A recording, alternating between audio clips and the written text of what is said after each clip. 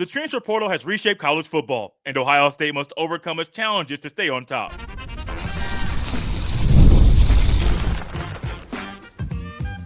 You are Locked On Buckeyes, your daily podcast on the Ohio State Buckeyes.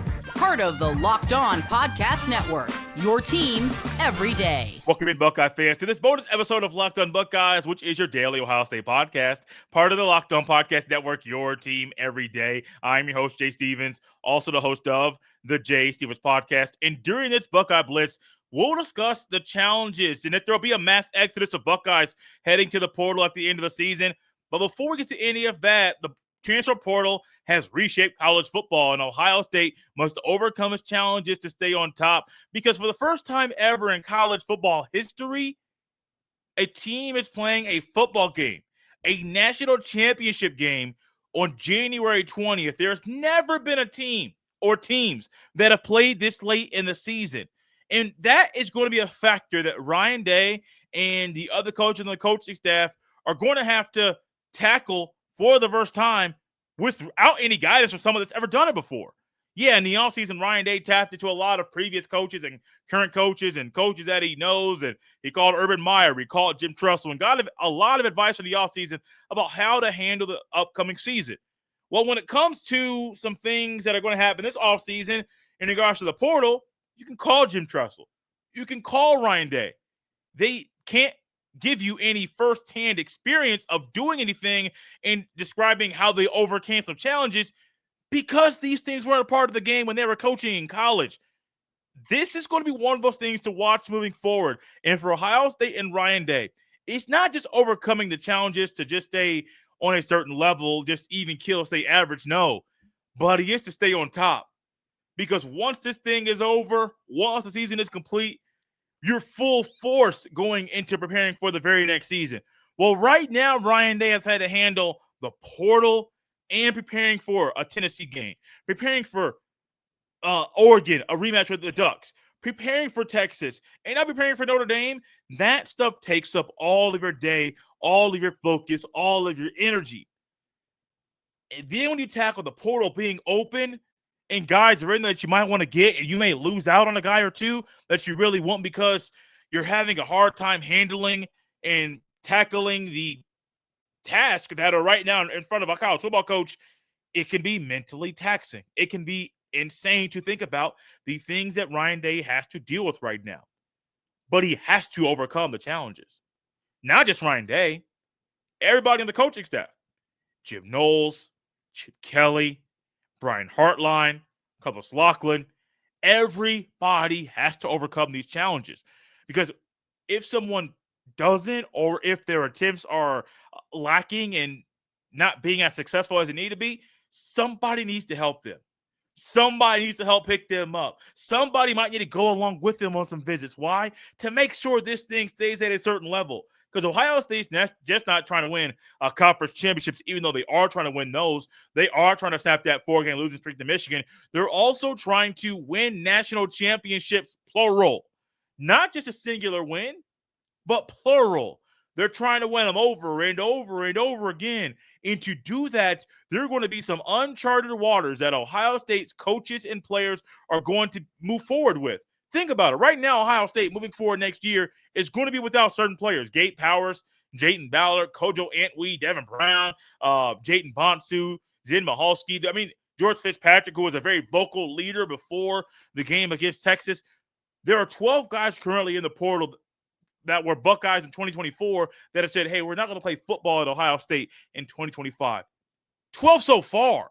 Now, I didn't think we were going to get to that number at this point of the portal being open, but a lot of those guys also are staying at Ohio State until the end of the playoff, which is possibly going to hurt their own production at their next school, possibly hurt them as far as enrolling in the spring to get into the school they want to play at in the fall.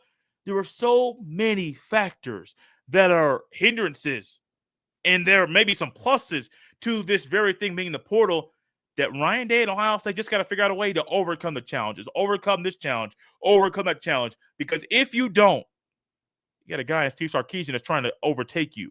You got a guy in Marcus Freeman that wants to have the brand of Notre Dame be as respected and either loved or hated as Ohio State. Notre Dame's a well-respected brand, don't get me wrong. But trust me, there's a lot of people out there that when they see that Notre Dame helmet, they get a little upset. They get a little disgruntled. I don't think a lot of people there are people that hate Ohio State, don't get me wrong. But man, that block call, a lot of people love Ohio State too. The biggest fan base in the country might be the Buckeyes. I'm not going to say it is, but it's very well up there as being one of the biggest brands in the sport. Which also goes into why Ohio State and Ryan Day must overcome these challenges. Because if you don't, you might not be at the top.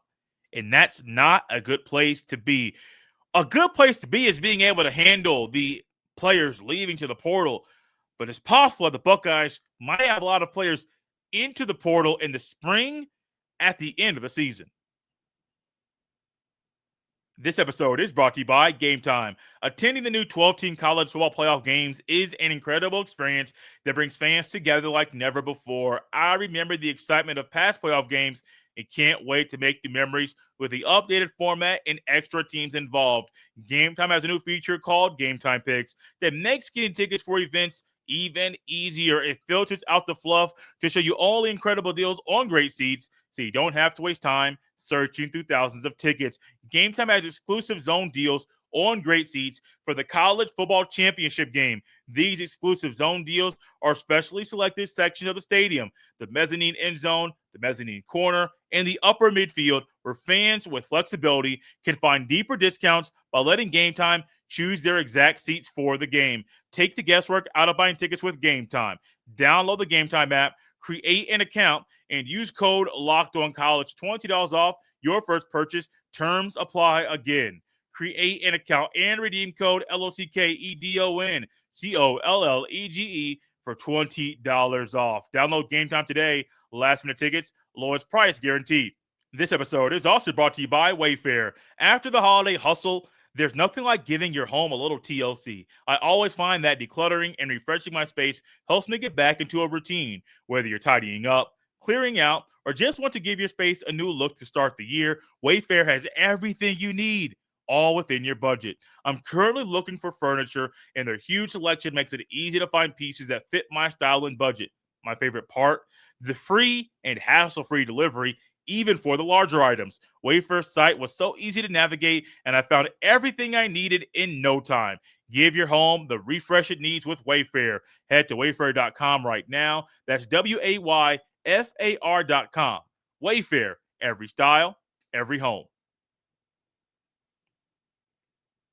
Thank you all for tapping into this bonus episode of Locked on Buckeyes and making this show your first listen of the day. Ohio State is going to have to figure out a way to overcome challenges with the portal, and one of them is going to be players leaving Ohio State in the spring at the end of spring practice. Lincoln Kienholz being one of them is going to be at Ohio State in the spring. That is going to be competing for the QB1 title in Columbus in 2025. However, he is one that has a decision to make. Is he going to stay in Columbus and be a backup, or if he's not the starter in 2025, will he stay in Columbus and be the backup behind Julian Sand or whoever the Buckeyes might bring in from the portal? That's the decision he has to make. Stay in Columbus or go elsewhere. There's other players out there that maybe at receiver, maybe you want to play a little bit earlier and you decide this is the time for you to leave Ohio State. That may happen. Maybe you've already transferred in, and now you're saying, I've been at Ohio State. I ain't playing right now. Maybe it's time for me to go. We saw the way Chip Trayanum. Chip Trayanum came from Arizona State, came to Ohio State, back to his home state, was on the team, made a big play against Notre Dame a year ago. The next thing you know, he decided, I want to go elsewhere to get on the field a little bit quicker. He transferred to Kentucky. Now he transferred to Toledo. He transferred once again. The portal is there for those types of moves. I don't agree with all of them. I don't think a guy should be playing for 4 schools at all in college. Honestly, I don't think that at all. I think it's really a waste of the portal and the waste of the opportunity it provides to certain players. But this is what Ohio State has to deal with. I mean, my gut would tell me there's going to be at least 10 players that enter the portal at the end of the season, because that's the cycle that we're in, and that's life. Ohio State every year may lose 20 to 25 guys to the portal. They are going to replenish them by the high school ranks and also bringing in probably 7 to 10 guys from the portal every cycle, every offseason, because it's Ohio State and you can do that. You can go out there and get really good guys and get quality players, not having to get 15 to 20 or 25 guys just to replace the guys that left. No, you trust your high school recruiting, you trust your internal development, but also you trust the evaluation of players in the portal and saying, if we go out there and get 7 to 10 and we lose 20 to 25 every offseason, I think we're doing okay. We saw that this year. Ohio State lost about 25 guys to the portal a year ago. They bring in, 7 guys to the portal, and they're perfectly fine. And I think that's going to be a trend that's going to be seen by Ohio State players year after year after year. So, yes, my guess is Ohio State's going to lose about 10 more guys. They already lost 12 to the portal. They're probably going to lose about 12 more, and they're going to be fine. Going to be absolutely fine. Ryan Day, these coaches are ready for the challenge. They're ready to overcome every challenge the portal brings them. And hopefully the NCAA kind of put some guardrails around this thing to make things easier, make things better, not just for the coaches, to make things better for the students. Because part of me doesn't believe the current structure of the portal benefits the players in the way that it needs to benefit the players. That's all I got to say. But yeah, Ohio State's going to lose probably 10 more players, and they're going to be just fine. Thank y'all for tapping the Locked On Buckeyes here on this Tuesday, a bonus edition. We're going to do a couple more of these, a few more of these every single week to give you the Ohio State coverage you desire and the Ohio State coverage you need. You can follow me on Twitter at jstevens07. Send every email to jstevens317@gmail.com. Let's have the Locked On Buckeyes here on a Tuesday. We'll see you next time.